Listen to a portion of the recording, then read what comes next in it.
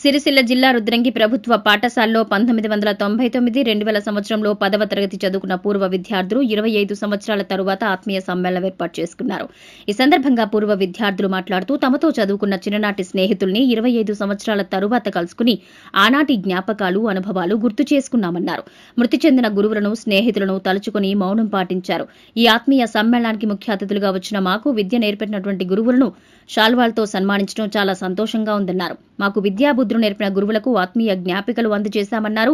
స్నేహితులు ఇలా కుటుంబాలతో కలిసి రావడం చాలా ఆనందంగా ఉందన్నారు.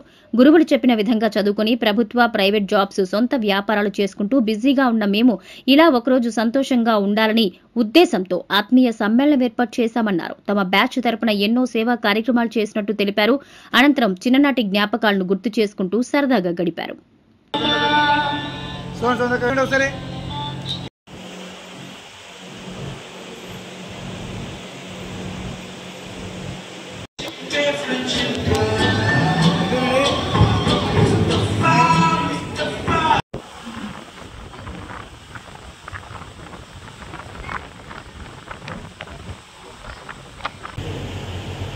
రోజు కార్యక్రమాన్ని 25 సంవత్సరాల తర్వాత